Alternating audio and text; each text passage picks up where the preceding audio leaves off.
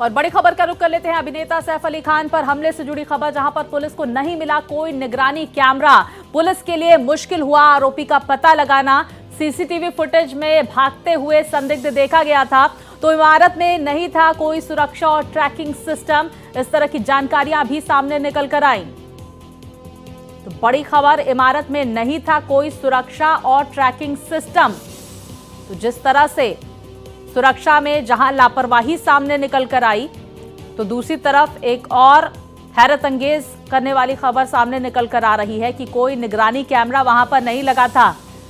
इतने बड़े सेलिब्रिटी के अपार्टमेंट में सीसीटीवी फुटेज में फिलहाल हमने देखा था कि किस तरह से ये शख्स भागते हुए देखा गया था। तो तमाम चौंकाने वाले तथ्य सामने निकल कर आ रहे हैं और ऐसा ही एक तथ्य सामने निकल कर आया है कि इमारत में कोई सुरक्षा और ट्रैकिंग सिस्टम नहीं था, जिसकी वजह से जो पुलिस की टीमें हैं उन्हें दिक्कतों का सामना करना पड़ रहा है। 20 टीमें लगाई गई हैं पूरे मामले की छानबीन को लेकर, लेकिन अभी तक पुलिस के हाथ कुछ भी नहीं लगा। बस ये फुटेज सामने निकल कर आया जिसमें ये शख्स देखा जा सकता है। वहीं प्रशासन का ये कहना है कि इमारत में कोई सुरक्षा और ट्रैकिंग सिस्टम नहीं था।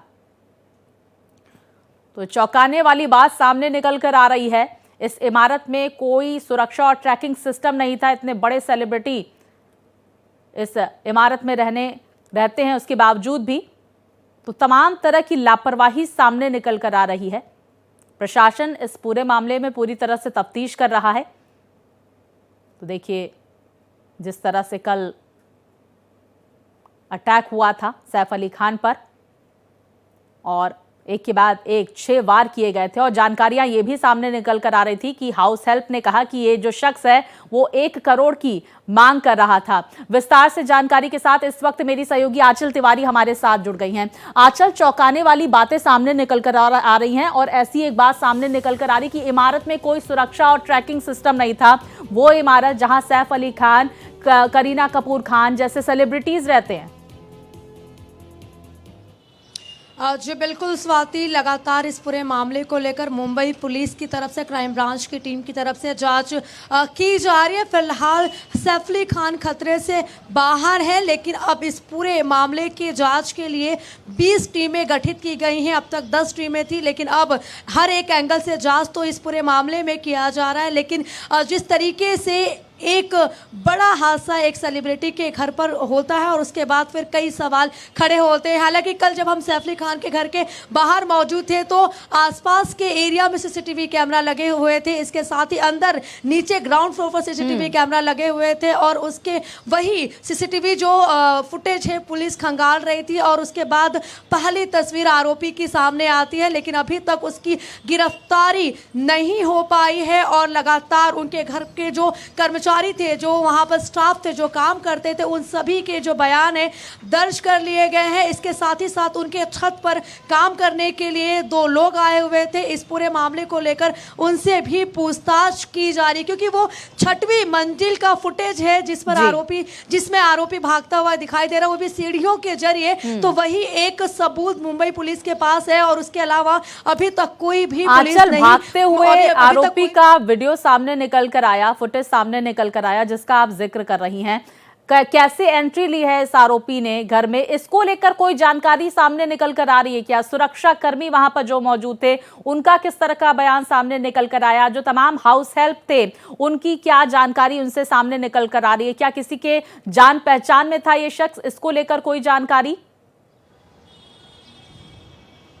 देखिए स्वाति, इस पूरे मामले को लेकर मुंबई पुलिस की तरफ से जांच तो किया जा रहा है, लेकिन अभी तक ऑफिशियल इंफॉर्मेशन किसी भी तरीके से सामने नहीं आया है। इस पूरे मामले को लेकर जिस तरीके से बार बार जिक्र हो रहा है कि आखिरकार वो उनके घर के अंदर कैसे घुसा, इसके साथ ही अंदर जाने के लिए पहले परमिशन लेना होता है, वहाँ पर गार्ड मौजूद होता है, तो उस समय गार्ड कहाँ पर था, और अगर वो दोपहर में जाता है, दिन में जाता है, रात में जाता है, तो उस दरमियान क्या वो सीसीटीवी फुटेज नहीं खंगाले गए हैं? या तो कह सकते हैं कि देखिए 6वीं फ्लोर पर उस आरोपी का तस्वीर सामने आया है, लेकिन उसके 12 फ्लोर का ये पूरा का पूरा इमारत है, लेकिन वहां के कहीं वहां से कहीं भी फुटेज जो है वो सामने नहीं आया। तो ऐसे में कह सकते हैं कि वो सीढ़ियों के जरिए या फिर किसी दूसरी तरीके से घर में घुसने की कोशिश कर रहा था। लेकिन सबसे बड़ा सवाल स्वाति ये भी है कि जिस तरीके से वो घर में घुसता है, घर में तो लॉक होता है, अगर मैं घर में किसी की एंट्री करने जाऊंगी तो सबसे पहले मुझे बेल बजाना होता है, लेकिन क्या घर का दरवाजा खुला हुआ था या फिर घर का ही कोई कर्मचारी है या फिर कोई सदस्य है जो खुद उस घर में उनको एंट्री दिलाने में शामिल रहा है। तो ऐसे में हर एक एंगल से जो जांच है वो की जा रही है। अब ऐसे में देखना होगा कि अगर आरोपी की गिरफ्तारी होती है तो क्या कुछ खुलासा होता है इस पूरे मामले में। बिल्कुल, हम ये भी समझने की आपसे कोशिश करेंगे। आंचल, आपने जिक्र किया सैफ अली खान अभी बेहतर कंडीशन में हैं, उन्हें कब डिस्चार्ज किया जाएगा, इसको लेकर क्या जानकारियां सामने निकल कर आ रही हैं? हॉस्पिटल में इस वक्त कौन कौन मौजूद है? क्योंकि कल करीना कपूर खान की तरफ से सोशल मीडिया प्लेटफॉर्म पर शेयर किया गया कि आज उनके लिए जो बीते कल जो दिन था वो काफ़ी मुश्किल भरा था। इस वक्त दोनों बच्चे कैसे हैं, करीना और सैफ के? जी बिल्कुल स्वाति, देखिए इस पूरे कह सकते हैं कि जिस तरीके से कल सैफ अली खान पर हमला किया गया, 6 बार चाकू से वार किया गया, तो उसके बाद पूरा जो परिवार है वो सहमा हुआ है। लेकिन करीना कपूर लगातार उनके साथ है और उनके बेटे इब्राहिम खान वो खुद वहां पर मौजूद थे और उसी इमारत में उनकी बेटी इसारा खान भी रहती हैं। तो ऐसे में जो उनके परिवार के सदस्य वो लगातार उनके साथ में है। और वहीं अगर सैफ अली खान की बात करें तो वो आज भी आईसीयू में है, लेकिन उनकी जो हालत है वो ठीक है और आज या फिर कल उन्हें डिस्चार्ज कर दिया जाएगा। अब ऐसे में उनका भी जो बयान है वो काफी महत्वपूर्ण है। तो जब मुंबई पुलिस उनके बयान दर्ज करेगी तो कई कह सकते हैं कि खुलासे इस पूरे मामले में हो सकते हैं, क्योंकि खुद सैफ अली खान गवाह रहे हैं इस पूरे मामले के। और ऐसे में उनके ऊपर जिस तरीके से हमला हुआ है तो अब उनके ठीक होने के बाद ही उनके बयान को दर्ज किया जाएगा। उनके हो सकता है कि जो परिवार के सदस्य हैं उनके भी बयान आने वाले वक्त में मुंबई पुलिस दर्ज करे। बिल्कुल, देखिए बहुत सारी ऐसी चीजें जो इस वक्त संदेह के घेरे में है, जिसको लेकर लगातार तफ्तीश करती हुई यहाँ पर प्रशासन की टीम नजर आ रही है। आंचल, बहुत शुक्रिया आपका।